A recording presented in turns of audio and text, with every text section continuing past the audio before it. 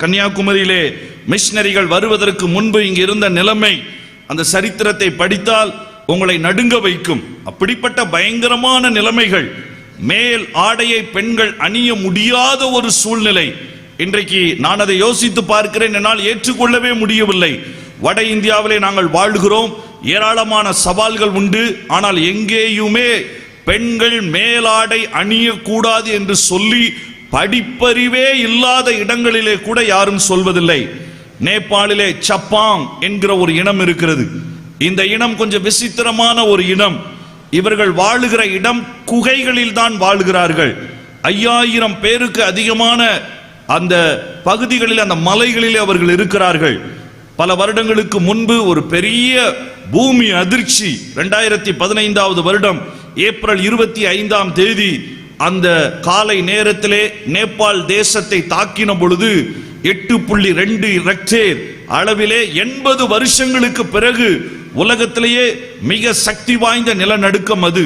சனிக்கிழமை தான் நேபாளிலே விடுமுறை நாள், சனிக்கிழமை தான் ஆராதனை நடக்கிற நேரம். அந்த ஆராதனை நடக்கிற அந்த காலை பகுதிகளில் தான், அந்த காலை நேரத்தில் தான் அந்த நிலநடுக்கம் முழு தேசத்தையும் உலுக்கினது. துலாக்கா, சிந்து பால் சௌக் என்று சொல்லப்படுகிற அந்த 2 மாவட்டங்களை மையமாய் வைத்து உருவான அந்த பூமி அதிர்ச்சி முழு நேபாளையும் உருக்குலைத்தது. 25,000 பேர் பூமிக்குள்ளே புதைந்து போனார்கள். 66,000 வீடுகள் காணாமல் போனது. ஆனால் அப்படிப்பட்ட சூழ்நிலையின் நடுவில் அவர்களுக்கு உதவி செய்வதற்காய் தேடி ஒவ்வொரு இடமாய் போய்கொண்டிருக்க பொழுது ஒரு நபர் என்னை சந்தித்து சொன்னார், நீங்கள் போகிறதெல்லாம் சரி, ஆனால் ரோடு வசதிகள் இல்லாத, யாருமே போக முடியாத மலை சரிவுகளிலே குகைகளிலே இருக்கிறார்களே, அவர்களுக்கு யாராகிலும் செய்வீர்களா? கமல் என்கிற ஒரு தம்பி எங்களை பார்த்து கேட்ட பொழுது எனக்கு மிகுந்த சவாலா இருந்தது. எங்களோட கூட இருந்த என்னுடைய சகோதரர்களை பார்த்து சொன்னேன், கண்டிப்பாய் நாம போவோம். அந்த இடம் குறித்து எங்களுக்கு தெரியாது. ஒரு நதியில் தான் போக வேண்டும். அந்த நதியில டிராக்டர்ல கொஞ்சம் தூரம் போக வேண்டும். அதற்கு பிறகு இறக்கி விடுவார்கள். இடுப்பளவு தண்ணீரிலே நடக்க வேண்டும். பிறகு மலையிலிருந்து ஒரு கயிறை தொங்க விடுவார்கள். அந்த கயிறை பிடித்து ஏற வேண்டும். இன்றைக்கு அதில் போவதற்கான நல்ல வழிகள் உண்டாயிருக்கிறது, ஆனால் அன்றைக்கு அதில் கிடையாது. அப்பொழுது என்னோடு கூட சுவிட்சர்லாந்து தேசத்தை சேர்ந்த ஒரு முதியவரும் வந்திருந்தார். அவருடைய வயது அன்றைக்கு 78. தன்னுடைய மனைவி மிகுந்த ஒரு கடினமான சூழ்நிலையிலே சுவிட்சர்லாந்திலே போராடி கொண்டிருந்த பொழுதும் அவருக்குள் மனதிலே ஒரு பாரம், இந்த நேபாள் தேசத்தினுடைய ஜனங்களை கடைசி முறை நான் போய் பார்த்து விட்டு வர வேண்டும்.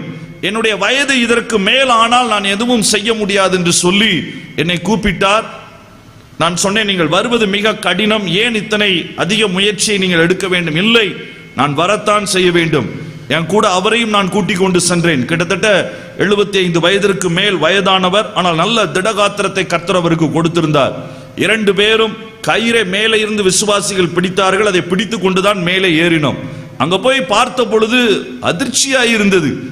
படித்தவர்கள் யாருமே கிடையாது. 5000 பேர்ல ஒரே ஒருவர் தான் அவர் சொன்னார்கள், இவர் தான் எங்க இனத்திலேயே மிக அதிகமாய் படித்தவர். நான் யோசித்தேன், ஒரு BA படித்திருப்பார். எத்தனை படிச்சிருக்கிறேன்? அவர் காலரை தூக்கி விட்டுட்டு சொன்னார், 6ஆம் கிளாஸ் பாஸ் ஆயிருக்கிறேன். அதுதான் அதிகபட்ச படிப்பு. சரி, போன உடனே அவர்கள் எங்களை வரவேற்கிறதுக்கு கொடுத்த காரியம் மக்காச்சோள மாவு. அதை தண்ணியிலே பிசைந்து, உப்பு கிடையாது, உரப்பு கிடையாது, எதுவுமே கிடையாது, இவ்வளவு பெரிய மாவை இந்த யானைக்கு கொடுக்கிற சோற்று உருண்டையை போல கொடுத்தாங்க. நான் இது கேட்டேன், இது என்ன செய்யணும்? இதுதான் உங்க மத்தியான சாப்பாடு. இதற்கு நாங்கள் வேறு எதுவும். அதை பார்த்த உடனே சுவிட்சர்லாந்து அந்த நண்பர் அழகாய் சொன்னார், நான் திரும்ப ஊருக்கு போக வேண்டும், மனைவியை பார்க்க வேண்டும், நீ சாப்பிடு, நான் வேணா ஜோம் பண்ணி உனக்கு தர்றேன்.